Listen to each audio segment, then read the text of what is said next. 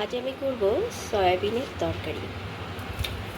এইভাবে রান্না করলে সয়াবিনের তরকারিটা বেশ টেস্টিও হয়, নিরামিষের দিনও এটা খেতে খুবই সুস্বাদু, ভালোও লাগে। আমি এখানে সয়াবিনগুলো প্রথমে গরম জলে ভিজিয়ে রেখে তারপর হলুদ গুঁড়ো, একটু নুন এবং কাশ্মীরি লঙ্কার গুঁড়ো দিয়ে মেখে রেখেছি। এবার তরকারিতে দেওয়ার জন্য আমি এখানে 3টে ছোট সাইজের আলু কেটে রেখেছি।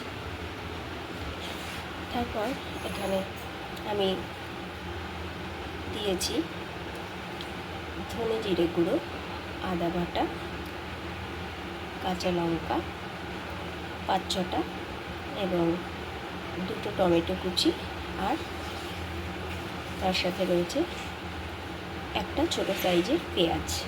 এটা আমি এবার পেস্ট করে নেব। এবার চটপট মশলাটা করে নেব।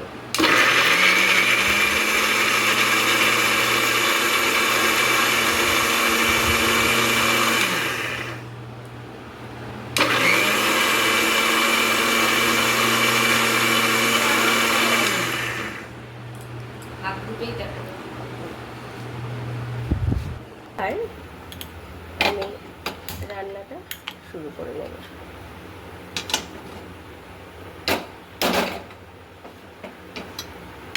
প্রথমে দিয়ে দেব সর্ষের তেল।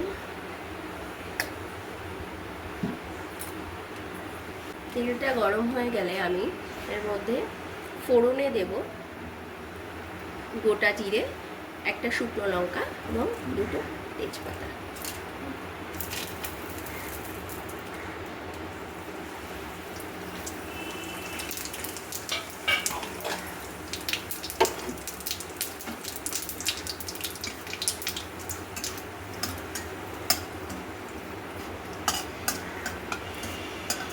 ফোড়নটা একটু পুড়ে উঠলে তারপর আলুগুলো দিয়ে দেব এবং আলুগুলোকে একটু হালকা লাল করে ভেজে নিতে হবে। ভাজার সময় একটু স্বাদ মতো নুন দিয়ে দিতে হবে। আলুগুলো ব্রাউন করে ভাজা হয়ে গেছে। এটা একদম লাল লাল ভাজার দরকার নেই, হালকা ব্রাউন হলেই চলবে। এবার এর মধ্যে দিয়ে দেব মশলা বাটা, যে মশলাটা করে রেখেছিলাম সেটা দিয়ে দিচ্ছে। আর হ্যাঁ, অবশ্যই মশলার পটটা ধুয়ে দেবে, কেননা মশলাটা নষ্ট হবে।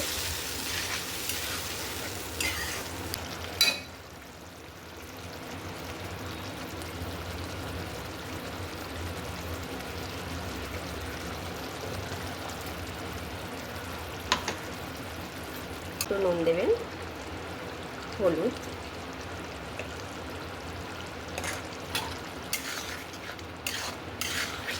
দিয়ে কিছুক্ষণ কষিয়ে নিতে হবে। হ্যাঁ, অল্প একটু চিনি দিয়ে দেবেন, কেননা চিনিটা দিলে কি হয়, কালারটা খুব সুন্দর আসে। হলুদে কালার হয়, কিন্তু চিনি দিলে কালারটা ভালো হয়। এইভাবে মশলাটা 2-3 মিনিট কষিয়ে নিতে হবে। আরেকটা জিনিস আপনাদের বলতেই ভুলে গেছি, এটা তরকারিটা বসাবার আগেই করে নেওয়া যায়, করে নিলেই সুবিধা। একটু সর্ষের তেলে যে সয়াবিনটা সেদ্ধ করে তারপর কাশ্মীরি লঙ্কার গুঁড়ো, হলুদ এবং নুন মাখিয়ে রেখেছিলাম, সেটা একটু ভেজে নিতে হবে। সেটা আমি প্রথমে করিনি, এই জন্য অন্য একটা কড়াই বসিয়ে এটা করে নেব এখন। আর এদিকে মশলাটা কষতে থাকতে হবে। দেখছেন কি সুন্দর কালার এসছে। এবার আমি সয়াবিনটা ভেজে নেব।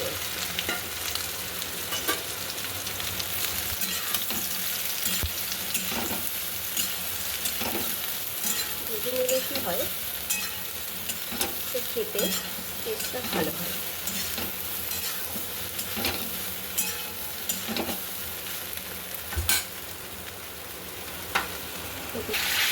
আপনারা কী করবেন, তরকারিটা বসাবার আগেই সয়াবিনটা ভেজে তুলবেন। যেহেতু এটা আমি করতে ভুলে গেছিলাম, তাই আমাকে আবার এটা করতে হলো।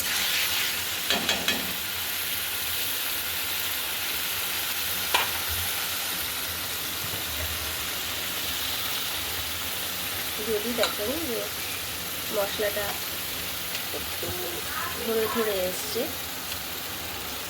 শুকিয়ে এসছে, তখন সামান্য জল দিয়ে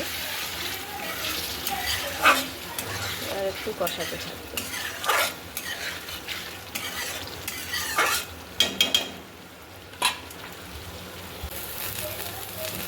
সয়াবিনটা ভাজা ভাজা হয়ে গেছে। এবার এটাকে নিয়ে মশলার মধ্যে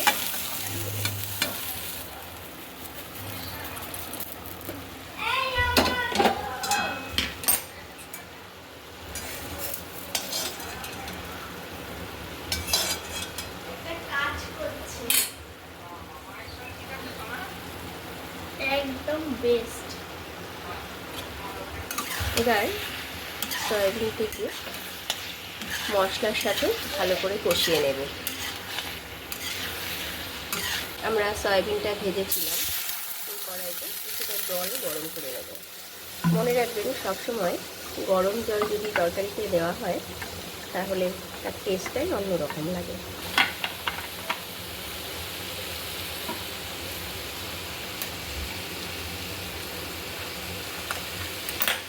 গরম হয়ে গেছে। জলটা একটু হলুদ লাগছে কেন বলুন তো? আসলে যে পাত্রে আমি সয়াবিনটা ম্যারিনেট করে রেখেছিলাম সেই পাত্রটা ধুয়ে আমি জলটা দিয়েছি, এই জন্য। এবার সয়াবিনটা ভালোভাবে কষানো হয়ে গেলে এটাতে জল দিয়ে দিতে হবে পরিমাণ বুঝে।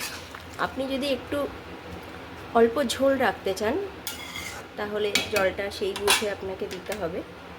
আর যদি একটু কষা কষা খেতে চান, এটা কষা কষাই বেশি ভালো লাগে, তখন একটু বুঝে কম জল দিতে হবে। এবার এই জলটার মধ্যেই আমি ঢাকা দিয়ে 10 মিনিট এটাকে ফোটাবো। প্রথমে হাই ফ্লেমে একটু ফুটে ওঠা পর্যন্ত ওয়েট করব, তারপর যেই দেখবো এটা ফুটে উঠেছে তখন এটাকে লো ফ্লেম করে দেব। তরকারিটা ফুটে উঠলে মাঝে মাঝে একটু নাড়া দিতে হবে।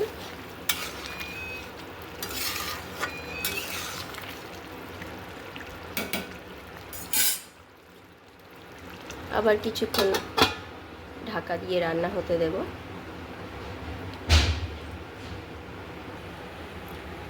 প্রায় হয়ে এসছে, এবার ঢাকাটা তুলে নিলাম।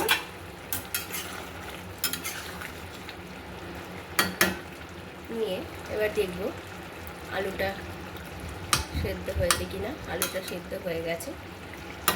তারপর নুন মিষ্টিটা একটু দেখে নিতে হবে। আমি এখনো মিষ্টি দিইনি, কিন্তু মিষ্টিটা লাগবে। এখানে 1 টি চামচ মতো মিষ্টি দিয়ে দিতে হবে। চিনি দিয়ে দিলাম। তারপর একটু অল্প করে গরম মশলা,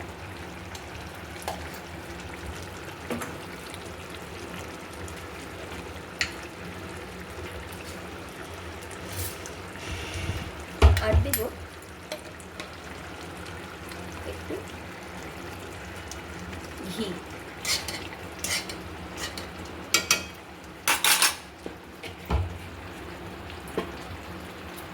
এই উপকরণগুলো সব একসাথে মিশিয়ে নেব।